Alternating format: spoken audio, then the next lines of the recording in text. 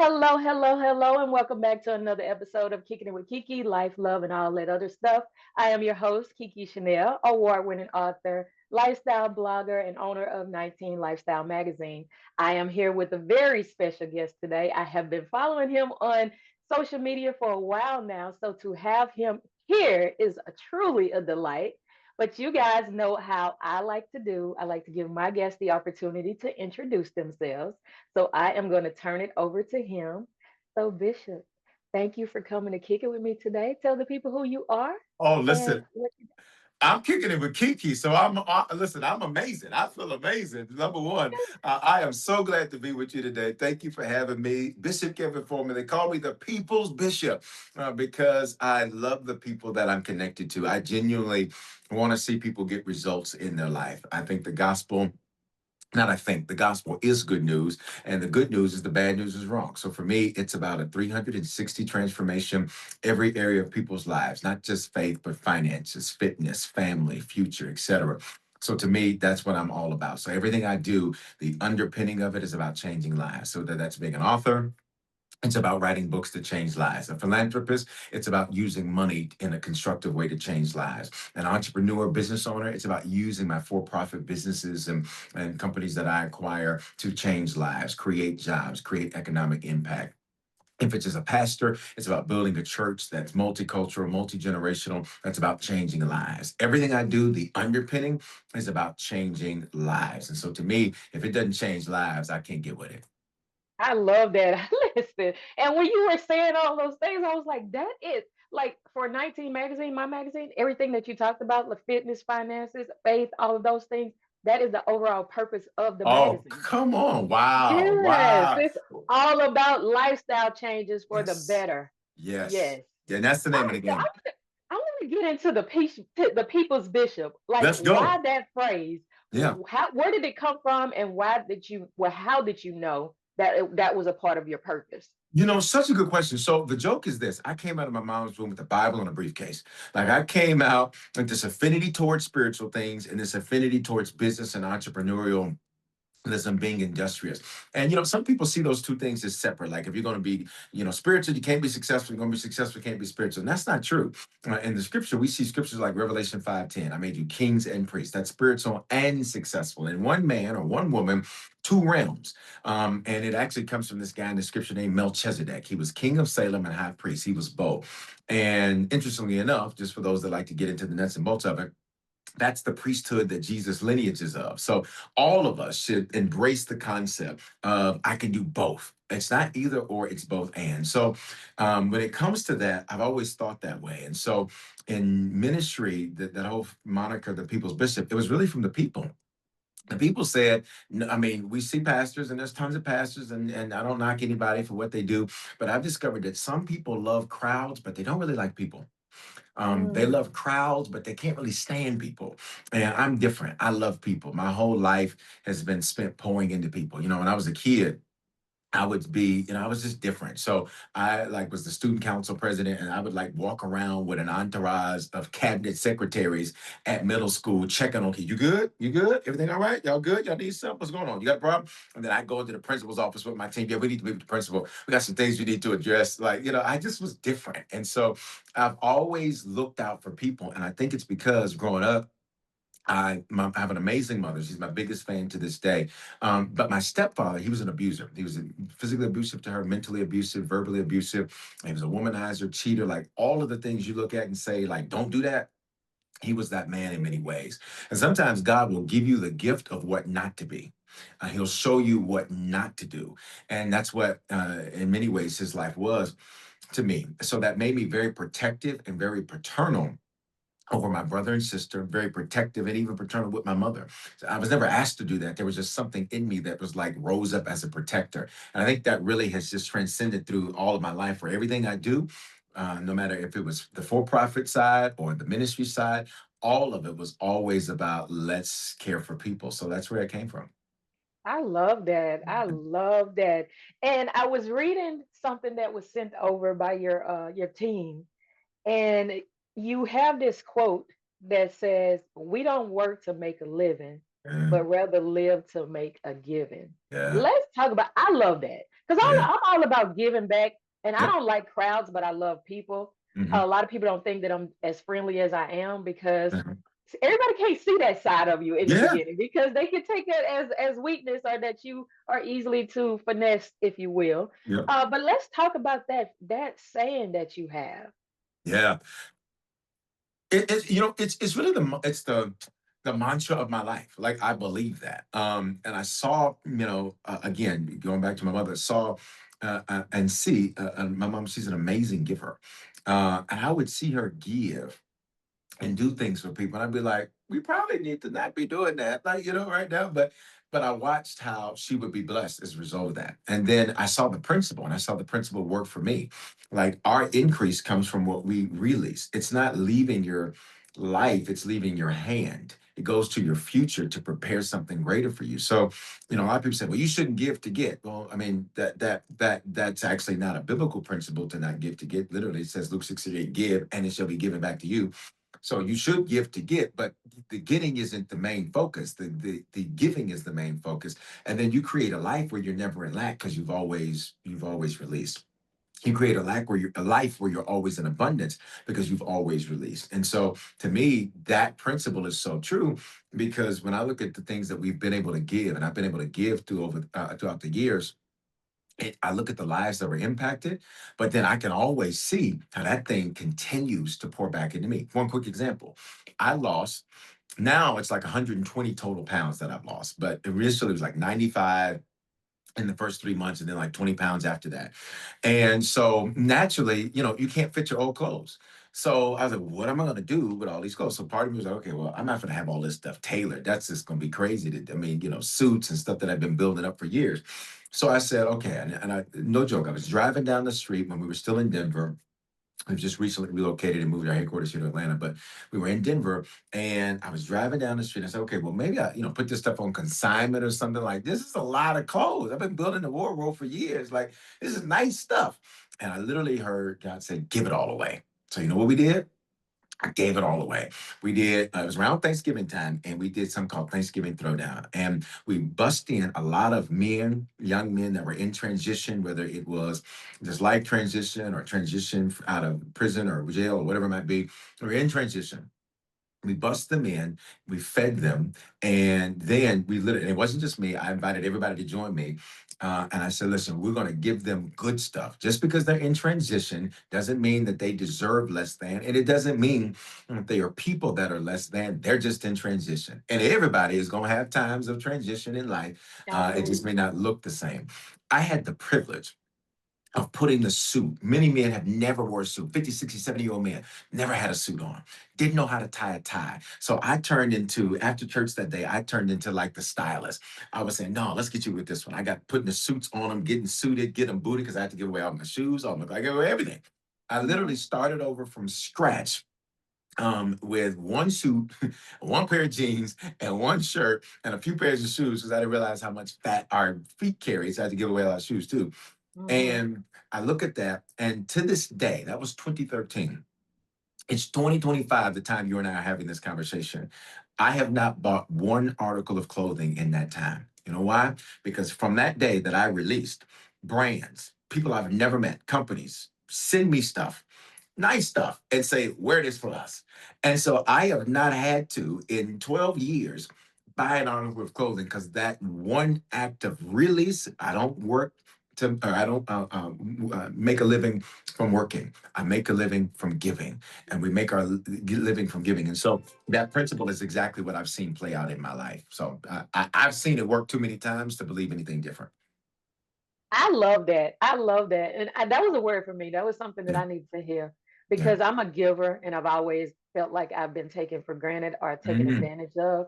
And so it makes me want to put up this wall. But every time I yes. try to go back in my little bubble, God said, Yep. no, that is not who Yep. I called you to be. So you can't Yep. go in the bubble. Your light is Yep. too bright and people need you in this world. So thank you for like, Yes. it's like confirmation. Yes, but you know what I got to say to that too? I can relate to that because since I've always been that way, I used to think the same thing. I said, God, these people are taking advantage of me. And Uh-huh. even with the clothes, I was like, God, I'm just gonna give everything away, and I had to spend all this money. And here's what I learned: No one can ever take advantage of us. There's a scripture, Ephesians 6:8 says that knowing that whatever good anyone does, he will receive the same from the Lord. Now, here's the point. No one has the power to take advantage of us. At best, they get a seed from us. And if it's a seed, that means I got a harvest on the way. Here's the other thing. The Bible says we reap what we sow. It never says we reap where we sowed it from. Mm. So I've learned I may sow it in relationship A and I will reap it in relationship Z. I may sow it in city one, but I may reap it in city 10. I may sow in one place, but reap in another place. So I learned no one has the power to take advantage of me. No one has the power to use me because I'm a seed sower. So since I live life as a seed sower, you simply don't have the power to take advantage of me. So it makes it so much easier because I used to be Yeah. that way. And listen, I have a PhD in petty. So I would keep my little list of like, wait a minute, Lord, this one didn't do this, and this one still owed me $25, and this one owed me $1,000. I would have my little list, and I start to step back and say, but the reality is, no one can take advantage of you. And I say the Right. same thing to you and everybody watching because we all have felt that way. I'm not doing nothing, but nobody. I help these people. They don't help me back. We all have the stories, but the reality is, what does that say about you? You're so blessed that even though they thought they took advantage of you, it really didn't work. You're so blessed that you were able to give and not lose. And that's the reality of it. So I know how you feel because I felt that way. But when I got that revelation, I look for opportunities to be a giver. You just helped me with that revelation. Like that spoke volumes to me. Yeah. And it is true because I've realized that over time Yep. that I do wherever I sow, I do reap. And it's Yep. not in places that I'm Yep. used to or that I think that I should. Yep. Yep. So yeah, that is so true. That is so Yeah, true. yeah. And you'll have And strangers to help you. You have strangers to help you. I know, I don't mean to cut you off, but I love that because sometimes it's that one big door swing on small hinges.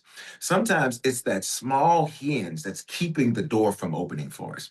And so when we say God opened doors for me, instead he shows you how to fix your hinges. mm, I love that. I Yeah. love that. Come on, Bishop. Awesome. And I love it. Listen, you guys are listening to another episode of Kicking It with KeKe. And if you just didn't hear what Bishop just said, rewind it. Rewind Rewind that. it because he Run is that dropping back. those gems today. Run Yes. that back. Yes, run it back. Okay, so you was all in my notes about the 95 pounds, and now you said it's 102. So let's talk about the importance of healthy living, mind, Yes. body, and spirit. Because I Yes. too went on a journey where I lost over 65 pounds. I've gained a Congratulations. little bit back, but I had it was a lifestyle change. It was a Yep. mindset shift.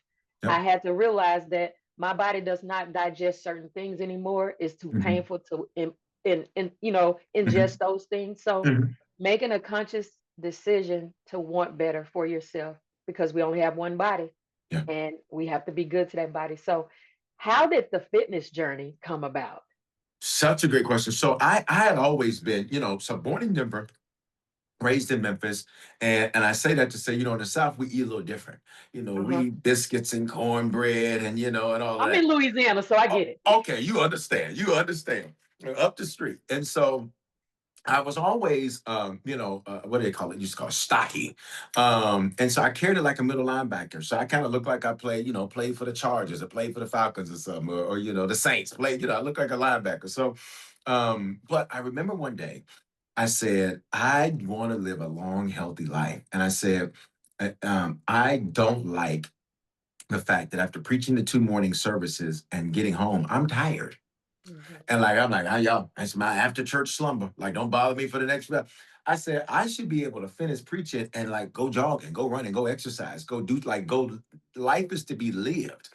And Mhm. so I went to a physical. And when I went to my annual physical, and I'm a big proponent of men take advantage, especially now, take advantage of your healthcare benefits, Yep. and take advantage of them when they're at good prices. And so I take advantage of my physical. So I was the type, I was different than many men. I was like, nope, every benefit I got, I want to use it. I remember one year I went in and they said, Dr. Foreman, you've got all, you have these different benefits available. I said, yeah, but run all these tests. They said, well, you don't need them. I said, do I pay for them? Yes, sir. I said, well, then run every test. They had me doing the ideology test. I'm sitting there raising my hand. Going, yep, I hit a beat. I hit a beat. I said, every test y'all can run that thing. And I went in and they said, you are one click away from being pre-diabetic. And I Mm. said, this is a problem. I said, and this is not acceptable. I said, I am not going to eat my life away. And it was a mindset shift. I didn't realize I was an emotional eater. I was eating because that was the one thing I could control. I ate when I was happy. I ate when I was sad. I ate when I got a victory. I ate when I was in a valley. It's the one thing that I can control. Because again, coming up in an environment where you've got this Ike Turner like abuser that you're watching, you can't control him. And Right. so you don't know what he's going to do. You don't know what drug he on. You don't know what, you don't know, but I can control that eating. I can control that. And so I used it as a coping mechanism. And so even though I wasn't morbidly obese, I was still in a range I shouldn't have been. So long story short, I tried everything. Slim slow, slim fast, protein power, eat all the carbs you want, don't eat no carbs, do this, drink this juice. I tried it all. None of it worked. And then I had to remember the story of my life. And this is, I think, for many people, sometimes what works for other people doesn't work for you because what worked for them has never worked for you. You're Right. different. Your life is different. Your journey is different. And so sometimes we're so busy trying to find what worked for other people that we just need to go to the source and just be like, okay, God, I ain't never followed anybody else's playbook and it's worked for me. You've always had one for me. So what's the play for me? I literally prayed that. I said, God, what's the playbook for me? I go home on a Sunday, it's at the end of a 21-day Daniel fast, which is basically fruits and vegetables. And I said, God, you got to give me a strategy because this pre-diabetic thing that's not acceptable to me. The next time I see this doctor, I want them to tell me that I am great. And so I said, you got to give me a strategy. He gives me a strategy through this documentary. I can't find a documentary to this day. It's Hmm. not on Netflix anymore. People say, is it this? Is it that? I have not been able to find it. I think it was on Netflix that one day just for me to see. I changed everything. Stopped eating fast food before intermittent fasting was a thing. I had stopped eating at 6 p.m. Changed all of my, the way I ate diet. I would walk, a few times a week, but that would only be for, a few miles that I would walk. That was it. And within 3 months, I lost the first 75 pounds. A couple months after that, and then additional 20 to 95. And now it's like 120 to 125 because I've added in resistance training. And so, muscle weighs more than fat. So that kind of makes the number alter a bit. But it was really me just praying and saying, I need a divine strategy. My whole life has been a defiance of everybody else's strategy. So why would I think that now the strategy that's going to work for me is me trying to do what works for everybody else? Absolutely. I love that. You have to be obedient, and you have to Yeah. know that's the voice of God that's Yeah. telling you to do certain things. For Yeah. me, I gave up meat. I Got don't eat it. meat Got it. because it just hurts too much to do it. To that. Sometimes I Yes. crave the chicken skin because I get fried it. chicken is the best, Oh, but I understand that. yeah. And then I started juicing. And then I had to Yes. go and do inner child work. And a lot of people, Mm. I didn't understand it until I had to go through it. That sometimes you can have mental blocks that can Yes. cause you to be an emotional eater or think a Yes. certain way, or generational curses and things like that, Yep. to say I don't deserve more, or my Yep. family didn't do it, so I'm a part of this Yep. genealogy, so why should I want more? Why should I get more? Whatever. And it was not until I released those traditional thoughts and ways Yep. that I began to heal myself inwardly and outwardly. Yes. So Yes. the importance of changing your mindset about what mama said or what grandmother said, or we eat this because that's what we just eat, and I'm gonna cook Right. it this way because that's how I cook it. Yep. And it was funny because when I told my mom, and my mom was like a great cook, right? She cooked, Uh-huh. and now I see where she said, "Hey, I cooked some greens, but I used turkey, or I cooked some greens and I did yours There you without go. meat, or There you go. I'm eating like this. I want to try this." And just to hear my family making those choices because of my lifestyle change, it's a beautiful thing. Yes. Because you're the curse breaker. You're the curse breaker, And one of my books, Sins of the Fathers, is about that very subject. Is that not just you, but everybody watching? Because if they're connected to you, they got to have that same vein running through them. You're the Mhm. curse breaker. What's a curse? It's an empowerment to fail. It's a generational curse. It's a dysfunctional pattern of behavior passed down and around. And the thing is it's worked on every other generation. So when it gets to you, it figures it's going to work on you too. until you do something different that breaks the curse. And that's exactly what you did. Because for many people, they literally eat themselves into the grave. Yeah. Sickness, disease, a lot of that is connected to diet. And so, what you did is exactly what that book is about. Sins of the Fathers, being a curse breaker. The same is true for my life. I'm the first PhD. I'm the first, to achieve certain educational accomplishments. I'm the first pastor. I'm the first bishop, which is just basically a pastor to pastors for those unfamiliar with that. First to achieve certain levels of economic accomplishment and achievement and what have you, you name it. And I don't say that in an arrogant way or in a self-aggrandizing way. I say it in the way of that's what curse breakers do. We blaze the trail and then everybody else comes and gets on that trail. Right. Yeah. That's absolutely true. And I'm loving it. Like, because my siblings and I, we all about, living our healthiest because our family line on both sides, heart disease, Yep. diabetes, Yep. cancer, and things like that. And we was like, not us. We're Not not doing us. that. Our family, not That's us, it. not That's us. it. And I think that you have to have that mentality to get through things in life because adversity will come. Yes. My husband still cook meat and eat meat. And sometimes it smells really good. Yeah, I'm you're like, like, ooh, that's good. Right. but I was like, you know what? It's not going to be beneficial and Yeah. you just cannot set yourself back. So it's a constant battle to have that lifestyle change so that you are living to the best of your ability so that you can preserve yourself, mind, body, and spirit. Absolutely. Yeah. Absolutely. Yeah. And I So, and I love what you said because I think it's recognizing it's a choice. And we're all one choice away from a different life. Choices decide destiny. A lot of people say, what's my destiny? What's my destiny? It's your choices. Your choices decide your destiny. I can tell you where you're going based on what you decide. wow. Yeah. Choices decide your destiny. I Yeah. love that. Yeah. I'm writing it down because I got to Yeah. reflect on that. I got to Yes. reflect on Yes. that. So, to anyone who is listening that want to start that healthy lifestyle change, Mhm. what advice or some words of encouragement would you give to them so that they can know that they can do it? Yeah. You know what? I would say number one, and this is probably going to sound pretty extreme, but it's true. You will never change what you love. Mm.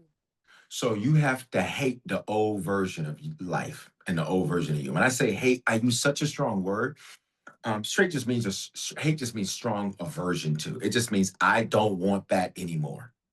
When Right. my doctor said you are one click away from being pre-diabetic, I was like, yo, mama. No, I was like, I said, not me. Not praying, prophesying, laying hands on people, doing all these, have all these accomplishments, and God has done, not me. Pre-diabetic, like, what is this? They said, well, you can change it. You're gonna have to have to lose some weight, and all of that.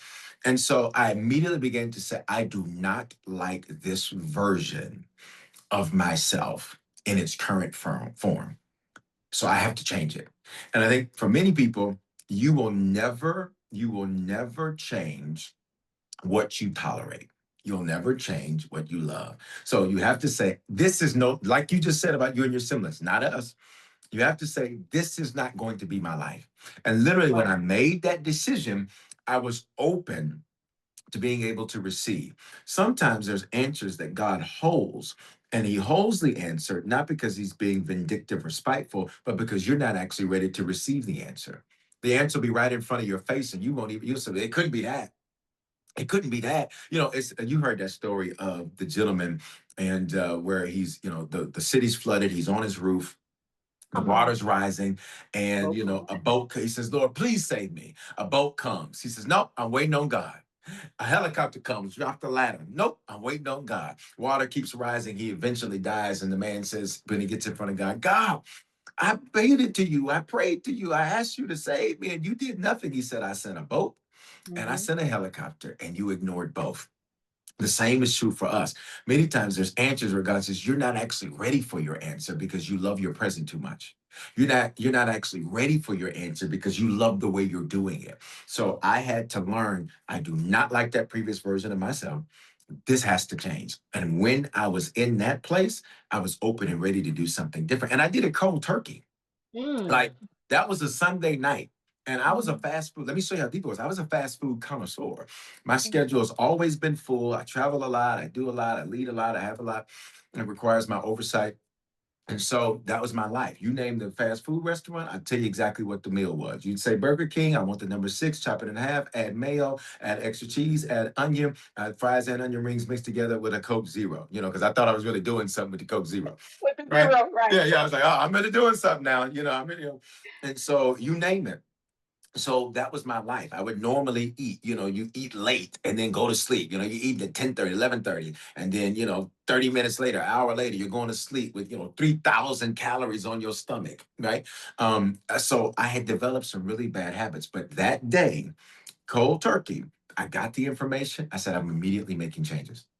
It was just that simple, but it's because I was ready for the answer because I did not like what my present was. And sometimes you'll get sick and tired of being sick and tired. And when you get there, that's when you're ready to make a change. So that to me, that's the first step. If you kind of okay with it, you're not gonna do nothing about it. But when you're like, no, this has got to change now, you're gonna have that frustration is gonna push you forward. Absolutely. Yeah. And then when you get into it, the days that you have to alter that Yep. schedule, you Yep. don't feel right. Like, dang, because I started walking too. I would walk Right. around the college campus Yeah. like 5 days a week. And the Love days that it. it rained and I was not able to go walking, I was distraught. I was like, oh, Yeah. what am I gonna do? What am I gonna Yeah. do? Yeah. But yeah, so yeah, once you get into it, it's when you're ready, it's easy. Right. And you just said it right there, when you're ready. And I think for many people is there's so many things we say we want, but the truth is we're not ready because we're not frustrated with the current status. You know what status quo means? It doesn't just mean keep it as it is. Status quo in its original Latin origin, it means slow death. Mm, And so as long as you're okay with the status quo, it's just going to constantly be a decline over time until you wake up one day and say, whoo. And by most people, the time they're ready to make a change, it's too late to make it. too And late. so if you're listening, you got a pulse, there's still a plan, make the change. Make the change. Yeah. Absolutely. All right. Well, we're going to get into the books real quick because our time is running near. This has been an amazing conversation. Yes, man. You talked a little bit about sins of the father, breaking generational curses. That particular book. Why that book? Yeah. Because it's the story of my life in the sense that I've been a curse breaker and I couldn't give it language until I had language to give it, but it's what I've always done. The opening story in that book is actually about my stepfather, who I made reference to. And for those that ever saw the movie, What's Love Got to Do with It? That Ike Turner person, like I met him before in the sense of that's my stepfather. And so that's what I saw. And in that, it intrigued me because he never met his biological father, yet he was exactly like that man. And I said, so this is deeper than just monkey see, monkey do. This is deeper than you become what you behold. This must be spiritual. And Mm, there's even epigenetics. There's a medical component and psychological component that goes along with it, but there's a spiritual component that goes along with it because we are spirits. That's who we are. So everything is spiritual because that's who we are. This is a body we wear. This is not us. And so in that, that book goes through the principles of identifying generational curses. Somebody will say, well, I don't believe in that. You don't have to believe in it. You don't have to believe in gravity. Walk on top of your building and see what happens when you walk off. Like right. your non-belief in it doesn't make it untrue. Your refusal to acknowledge it's real doesn't make it untrue. And so when you look at generational curses, there's so many things that are an operation in our lives. And we can just say, oh, that's just how all the women in our family are. That's just how all the men in our family are. Oh, that's just the way folks who grew up here are. But really, it's a generational curse. And here's how the enemy works with that. If I got one generation, I can get all of them because I saw it work. And literally, there's a scripture, Numbers 14:18. It says, the sins of the fathers, which just means previous generations, would visit to the third and fourth generations, which means everybody listening, you are dealing with 3 to 4 generations of baggage that knocks at your door. And it's so familiar with your spirit, you don't even think it's wrong until somebody points it out. You don't even think it's something that you shouldn't do because it is so familiar, hence the term familiar spirit. It is so familiar to you because that thing has been in your bloodline. It studied your bloodline. It knows what you like. It knows what you don't like. It knows what to put in front of you. It knows what to tempt you with. It knows when to tempt you with it. That thing is an anthropologist at a whole nother level. And so to be the curse breaker, one, you have to recognize them, but then two, you have to be walked through the process of what do I do to break these curses? Like poverty, for example, that is a generational curse. And poverty is not just the lack of resources. Poverty is a mentality. You can make $1 million a year and still be in poverty because your mentality says, I can't do any better than this. That's a poverty mentality. A poverty mentality says, I'm stuck right here. This is as far as I can go. That's a generational curse. And we were sent to the earth to destroy those, interrupt those, so that the generations that come after us don't even know what those are. Absolutely. Yeah. Absolutely. Living in fullness every day. Yeah. And that's a devotional, like a spiritual devotion. Yeah. Let's talk Yeah. about that. Yeah. That one really was real simple. Some people do daily devotionals, which is good. I worked that as a weekly devotional so that for 1 week you were focused on one thing. I think Mm, sometimes the reason people don't see results is because their focus is scattered, and scattered focus produces inconsistent results. yeah. And so, you can't, back to what we're talking about with like fitness and eating, you can't, I wanted to create with my fitness a lifestyle so that Hmm. I wouldn't just a diet I'm doing for a couple of weeks to try to shed some weight, then go back to my normal. I said, I got to create a lifestyle. So I'm not going to starve myself. I have to create a life where this is something I can do every day. And so I think for many people, sometimes don't accomplish the results or get the goals achieved they want to because their focus is so scattered. So living in fullness every day, it's 52 weeks. One week we focus on one thing for that whole week until you get to the end of the year. And it's really practical because again, I think the gospel is good news. I think that the gospel is literally, it means good news. To me, the good Hmm. news is that the bad news is wrong. So how do I get that to translate to my everyday life? Again, that's the substratum of who I am. I used to sit in church and be like, what are they talking about? I was like, oh, they're so, I'd hear terms. I'm like, ooh, what does that mean? Like, it's so deep. And so becoming a pastor, I was like, I want to make sure that when I'm teaching, I don't care if you and Jesus went to school together or you are 3 years old, you get it. And Yeah. so to me, that's what it's all about. Again, results. And that's what living in fullness or living in favor every day and fullness every day is all about is it's that devotional which is an amazing book. It's done extremely well because for many people they like the weekly approach versus one day is this, the next day is this, the next day Yeah. is this, and you even forgot it. Like somebody says, what was your Monday devotion about? it, Yeah. I don't know. It was good. It was good, but what was it though? You don't even remember. Right. Right. It sounds good to say it was good. I don't Right. remember nothing I about it. don't remember nothing. Right. Exactly. Right.